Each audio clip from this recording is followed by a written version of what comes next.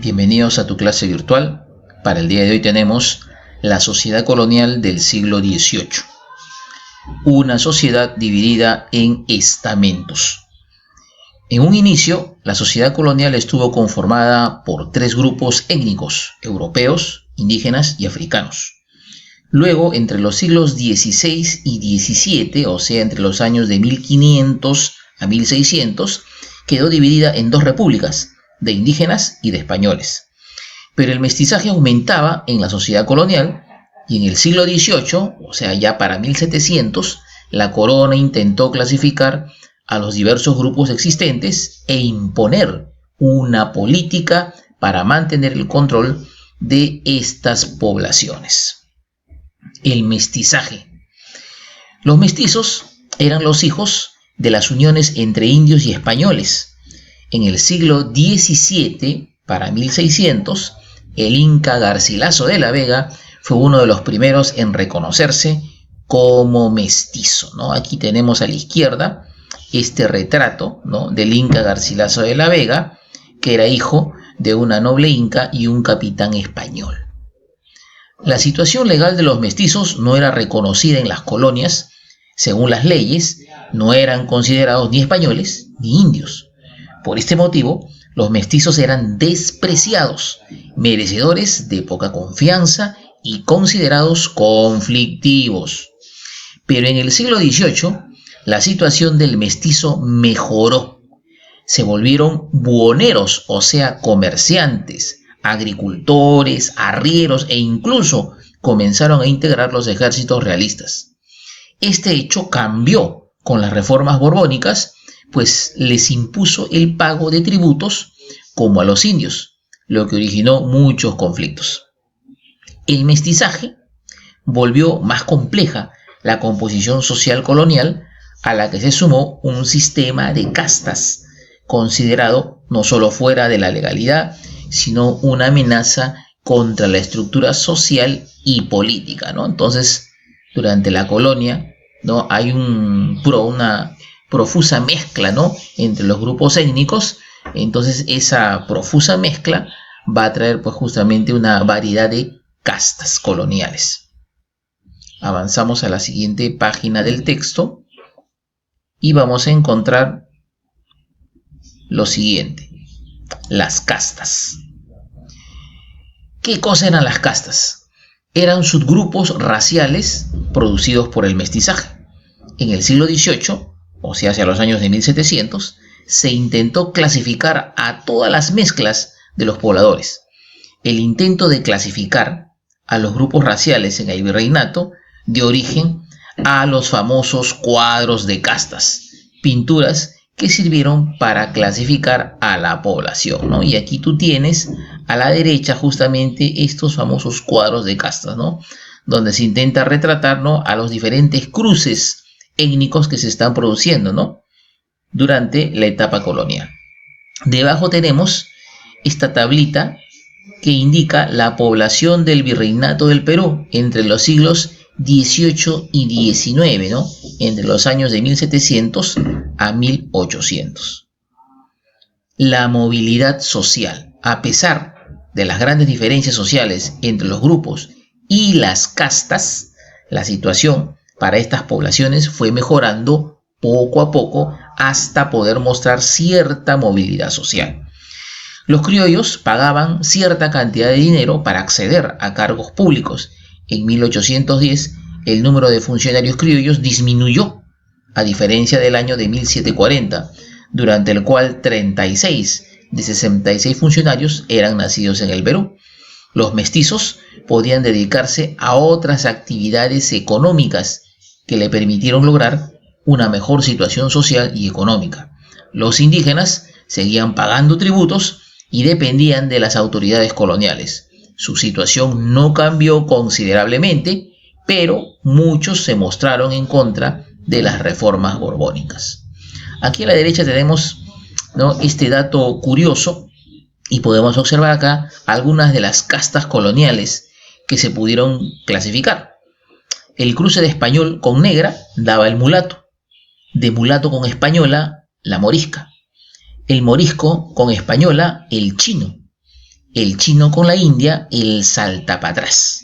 El saltapatrás con la mulata daba el lobo con la china, el jíbaro con mulata, el albarazado con negra, el cambujo con india, el zambiago con loba, el calpa mulato y el calpa mulato con cambuja, el tente en el aire. Avanzamos a la siguiente página del texto y encontramos el título: Las reformas borbónicas. Los Borbones llegan a la corona española. Al empezar el siglo XVIII, ocurrió un cambio de dinastía en España. Los Habsburgo, que eran austriacos, cedieron su lugar a los Borbones, de origen francés. Este hecho se produjo luego de la muerte del rey Carlos II, ¿no? Bueno, el rey Carlos II era un rey que no tuvo descendencia, ¿no? Debido a su condición enfermiza. Entonces, al morir Carlos II, ¿no? Viene una guerra civil en España, ¿no? Y finalmente los Borbones son los que se imponen, y a partir de ahí, ¿no? Empieza a gobernar en España la Casa Francesa de Borbón. Los gobiernos de la dinastía Borbón dictaron una serie de reformas en España para recuperar el poder perdido en sus posesiones en América y sacar al Imperio Español de la crisis que vivió en el siglo XVII. Las reformas borbónicas se pusieron en marcha en América con el ascenso al trono de Carlos III, quien aplicó las ideas de la Ilustración. Recordemos que hemos desarrollado temas anteriores, ¿no? Acerca justamente del llamado despotismo ilustrado, ¿no? Y Carlos III forma parte de esta corriente, ¿no? De reyes absolutos que están fuertemente influenciados por la Ilustración. Las reformas borbónicas y sus objetivos. El objetivo principal de estas reformas era recuperar el poder de España sobre sus reinos y concentrarlo en manos del monarca y sus funcionarios. Las reformas más fuertes fueron de carácter económico, sobre todo el incremento de los impuestos.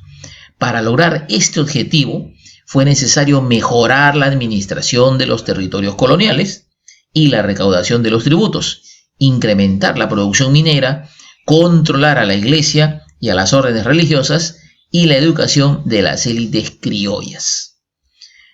Reformas económicas. Tenemos, por ejemplo, se cobraron los impuestos de manera directa. Se elevó el monto de la alcabala, que era el impuesto a la compra y a la venta, del 2 al 6%. Además, se estableció que también los indígenas y mestizos debían de pagarla. Se establecieron impuestos a productos de gran demanda, como era la coca, el aguardiente, el tabaco y la sal. Bueno, en realidad quienes consumían en gran cantidad estos productos era pues la población indígena. Por eso es que se aplican impuestos a esta producción. Se persiguió también el contrabando de oro y plata del Alto Perú, de lo que es actualmente hoy en día Bolivia.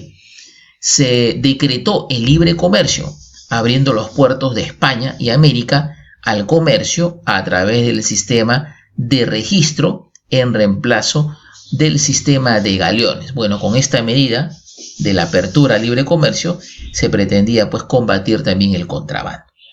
Y se buscó generar un mercado para los productos europeos a través de los repartos. De esta manera, los corregidores obligaban a los indígenas a comprar los productos venidos de Europa. Avanzamos a la siguiente página del texto y encontramos las reformas administrativas. El objetivo de esta reforma era mejorar la administración local. Esta se encontraba en manos de los corregidores, autoridades que cometían diversos abusos contra los indígenas.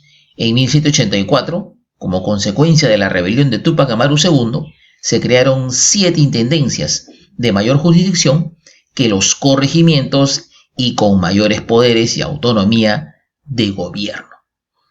En cuanto a las reformas territoriales, la gran extensión del territorio peruano hacía difícil su administración eficiente y permitía el contrabando.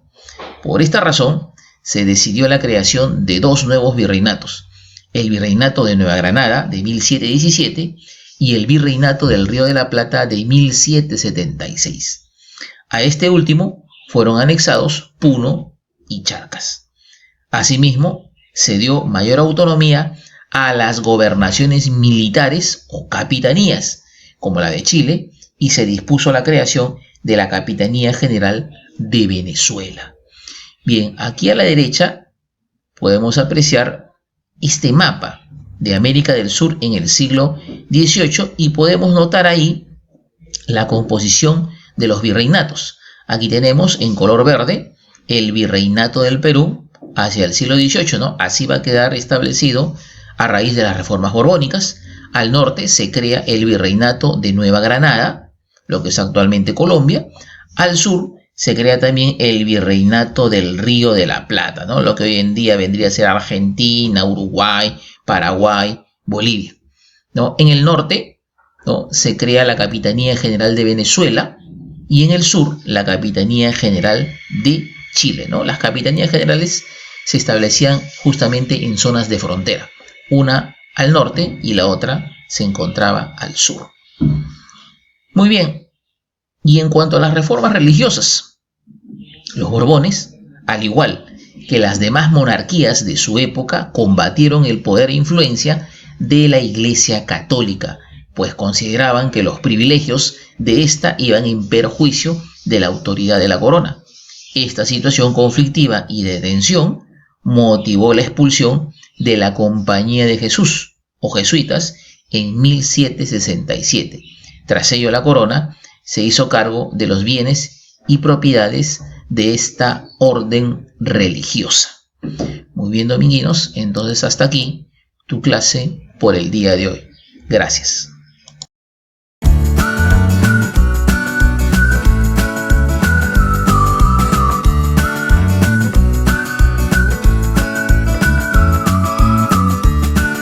The leaders of today, tomorrow, and forever.